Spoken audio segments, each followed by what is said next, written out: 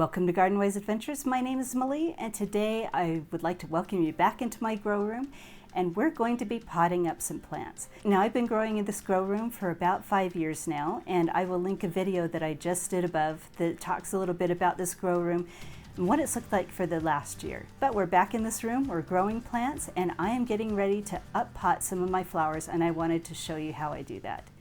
Now, before I do that, I wanted to show you some clips from a few videos that I made that I never got around to editing. And one of them is how I make potting soil. So when I make potting soil, I make a huge amount. I do 3 full wheelbarrows a year. I use coco coir, compost, and perlite. I also add a little bit of worm castings in and some fertilizer. And that's the potting soil that I use, and it turns out beautifully. So I make that in my garage every year, like I said, 3 times a year. And this last year, what I've done for seed starting mix is I sifted out my homemade compost and used that, and it worked absolutely beautifully. So I think that's what I'm going to do from now on. Previously, I just bought seed starting mix from the store. So let's show you the plants that we're going to up pot and talk a little bit about how I do it and how I get them to grow beautifully. So before we show you the seedlings that we're going to up pot now, let's show you ones that we up potted a few weeks ago. These are my tomatoes and my peppers. We've got some basil here. We've got a little pepper that's not doing as well. And this compost, this one did not turn out, this batch of potting soil did not turn out as well as the previous ones did. And I think I just got some poor quality coco coir, but it is growing my plants beautifully. These seedlings have been up potted for about 3 weeks. I think I planted them, it was mid-March, so this is 4 weeks worth of growth on them. Everything looks really healthy, and we've got about another 3 weeks, maybe 4, maybe even more. Maybe there's another 5 weeks before I stick them out in the garden. For the plants that get too big for their pots before I put them out in the garden, I don't hesitate to pot them up into 1-gallon pots. Now, these are purposefully being grown indoors to harvest fruit indoors. Let's see if you can see this here. We've got a little pepper right here, and I purposefully have done this so that I can harvest them indoors. We've even got some tomatoes. Let me show you that. This one was up potted into a 2-gallon pot because I am going to keep it in this 2-gallon pot. And these are Golden Harvest cherry tomatoes. The plant does not get much larger than this, so this will go outside when the weather's right and just continue to grow in this pot. We've got some more peppers right here. This is an Adelaide Festival dwarf tomato. This one will go outdoors and be planted out into my garden, but I've actually had it fruit indoors because they don't get any taller than 3 feet tall. And I have adjusted the shelves on this baker's rack so that they can grow full size. We put it up against a west facing window because I don't have any south facing windows. And we have my Mars Hydro light. What I am testing to see is if the Mars Hydro light will help produce better fruit and more fruit than my regular Home Depot shop lights. So these are basically just Home Depot LED shop lights, and they have produced fruit for me for many years, and I absolutely love them. But we're just going to see if that Mars Hydro does any better. And here we've got more basil. These are purple ruffle basil, and in the back we've got some Thai basil. So before we show you how we up pot plants, let's show you what we're going to be up potting. So these are some of my flowers. I did not have good germination this year on my old marigold seedlings, so we're not going to do marigolds. This is, I think, a pot that I missed with some of my zinnias. This right here is Cosmos, but I have some Cosmos volunteering where I wanted to plant them, so I think we're fine with Cosmos. And this is Status right here. Now these were planted, let's see, I think these were planted about 2 weeks ago. This is 2 weeks worth of growth, and they're looking absolutely gorgeous, but it's time to up pot them. As you can see, we've got several different plants. This is one that grew on its own in its own pot, and these are ones that have grown with several different seedlings, so you can see that they're a little bit stunted. If we can get them out of their pots right now and into their own larger pot, I think they should do fine. And the holy basil right here is just way too crowded, so we're going to separate out some of those, and I think we're just going to only use 6 of them. Now I like to up pot my little 6 cells. These are tiny little 6 cells.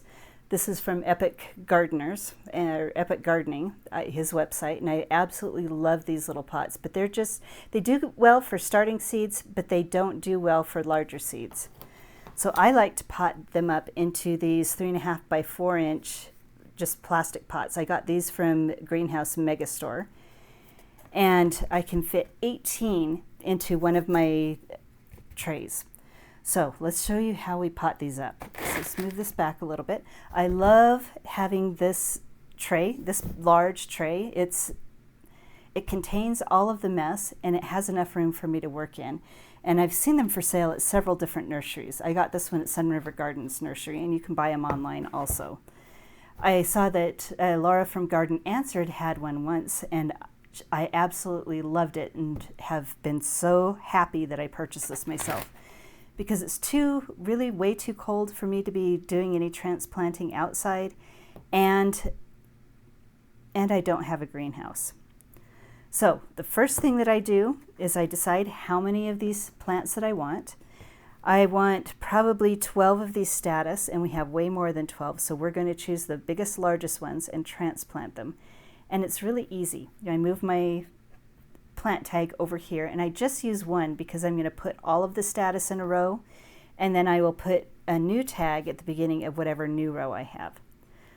Actually, maybe let's just do 9, because if we do 9 status, then we can do 9 holy basil. So let's do that. So these little trays have holes at the bottom. If they don't have holes at the bottom, you can turn the tray upside down and pat it gently to have them come out. But because these have holes in them, you can press the plants up, dump them out gently.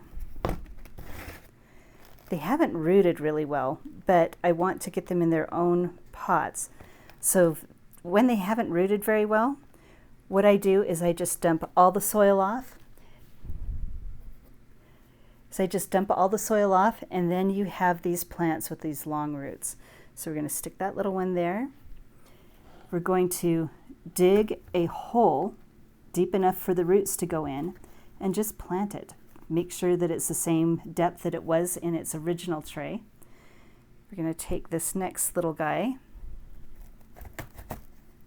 dig a hole deep enough for its roots just to fall in there, and plant him up.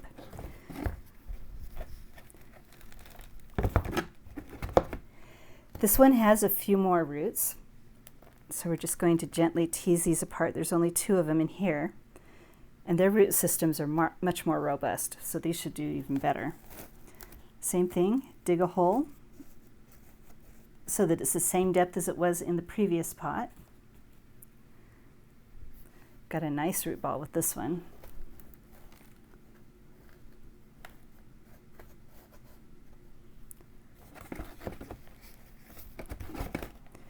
We've got a singleton here. That means we don't need to knock off as much dirt, even though it's falling off itself. So we'll just dig a bigger hole, stick him in there, and just keep going. So let's get the rest of these done.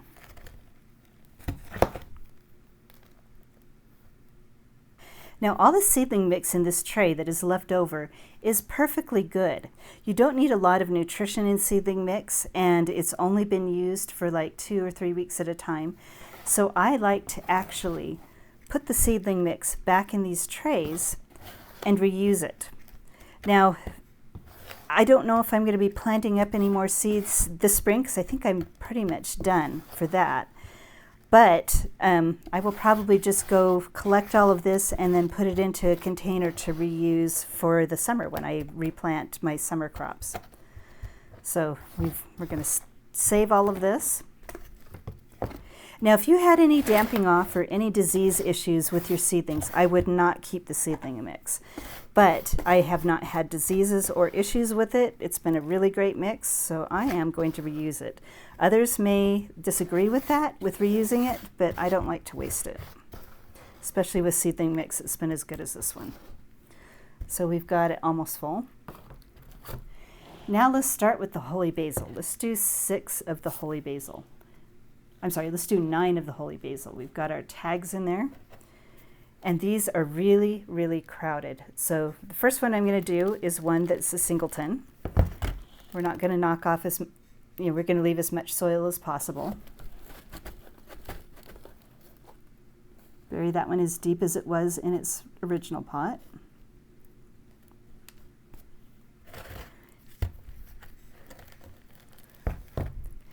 And then when they're this crowded, you just knock off all the soil very gently. And look at that. Look at all those roots on there. We'll put that little guy in there. Now this is the first time I've grown holy basil. I usually grow Thai basil, and I wanted to see if there's very much of a difference in flavor and scent. I've absolutely loved the Thai basil. So this one does not have a lot of roots. We'll see how this does. Let's actually leave this little guy in here while we look at the rest of them, see if we can get some with a better root system. If we can't, we'll just use some of those. This one has a decent root system, so we'll bury that one in here.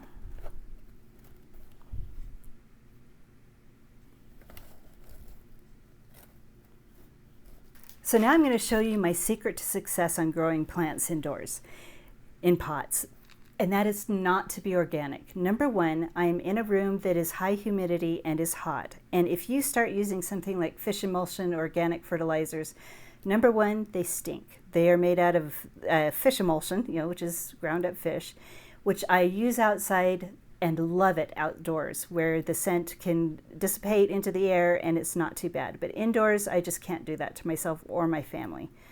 So I do standard fertilizers. The one that I love the most is this Osmocote. This is a long-term fertilizer. It is a 14, so I don't know if you can see. The nitrogen is 14, so that's the N. The phosphorus is also 14, and the potassium is also 14. So this has a lot of nutrients. It also has other nutrients available for plants. And you don't have to replace it until you put it outside. So it's good for 4 months. This one is good for 4 months. So what I like to do is sprinkle a generous coating on top. And this is pretty much, they probably don't use Osmocote. So nurseries use these conventional fertilizers that are slow release to give you the plants that turn out so well. Now I will also, once or twice a week, depending on the growth of the plants and how they look, will use a standard liquid fertilizer. But I do a good sprinkling over the top. And this is how you get really good growth. And don't stink up your house. Now, if these were being grown in a greenhouse or in a house where we didn't have to smell them, there is a possibility I would try to use the fish emulsion or some other fertilizer that's organic. Now, I do have to say that when I made my potting soil, I mixed in an organic fertilizer. And here's another reason that I don't like to just depend on organic fertilizers. Organic fertilizers are not in the format that plants can use immediately. They have to be broken down by the soil microbes. Now, since this potting soil is mostly sterile potting mix, it has some compost, it has some worm casting, so there is a little bit of biological activity in here. But the organic fertilizers are not going to be able to be broken down fast enough for these plants to use. Fish emulsion is a little bit faster, but your conventional fertilizers have the nutrients in the form that the plants can utilize immediately. So they do much better. Now the next thing that I'm going to do is water these in really well. I just do a slow pour over here. This is what I have to water with. I actually like using my little pitcher. Just pour it in slowly so you don't disturb the roots too much, but you've got to water it in really well. You want to settle those roots in, make sure there's no air pockets, and make sure that the roots have enough moisture all the way down to the bottom of the pot. When I water seedlings for the first time, I'll use a sprayer because I don't want to disturb the seedlings. But once they have roots on them like this, then the sprayer's not going to give enough water to get all the way down to the bottom. Once these have started growing, I am going to actually bottom water, which means I will take this pitcher, fill this tray up about, I'd say between 1/4 1/2, and let the water soak in from the bottom. And that works absolutely beautifully. And I will do that with my liquid fertilizer. I will put it I will add the fertilizer into the tray that way and let it soak it up from the bottom. So there we have it. They're watered in, they're fertilized, they're transplanted into some really good soil mix. Let's go put them under the lights.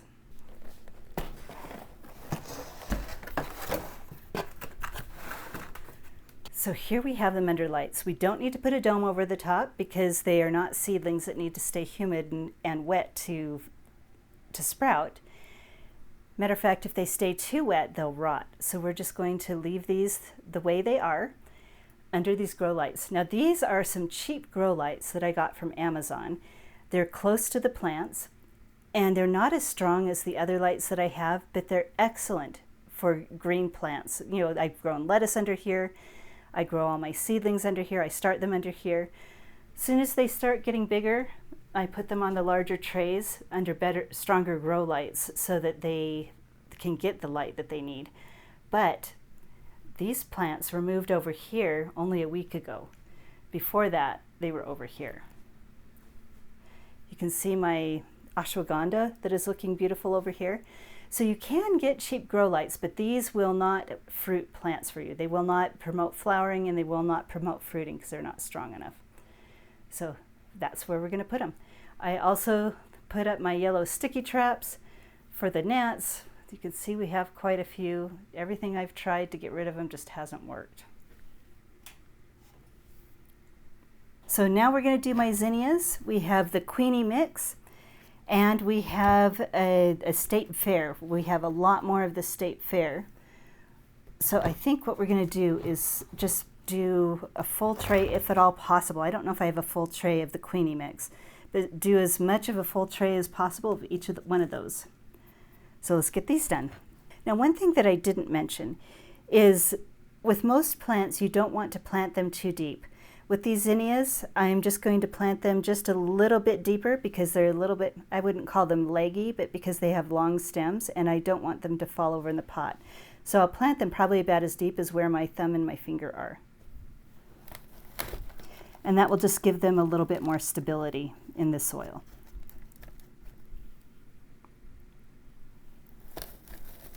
Tomatoes and peppers I do plant deeper. So here we have it. All of our plants have been up potted. They're under the lights, ready to go. We'll just water them, by putting water into the tray from this point forward. That's how we're going to fertilize them also, is with liquid fertilizer in the tray. And they're ready to go. Almost got a full tray of the state fair. Well, I did get a full tray, but some of it's in here. Almost got a full tray of the Queenie mix zinnias. And then we've got 9 each of the status and the holy basil. So these are going to look great, and I will update you how they do later. So we're all done. The mess was contained, cleanup was easy, and we've saved so much money. I don't know how much a 6-pack of zinnias are going now, but we did it for far less than we would have buying it at a nursery. And we got to choose the varieties that we want. So I'd love to hear what you're planting by seed right now, and if you've already been able to plant out in the garden. We have to wait till near the end of May before our last frost. Sometimes we'll get frosts into June. This year's been an extra warm year, so maybe we'll get to plant out a little bit early. I don't know, but I'm looking forward to it whenever it is. So hopefully this video has been helpful for you. If it has been helpful, I hope you like, subscribe, share it with your friends, and go have a wonderful day.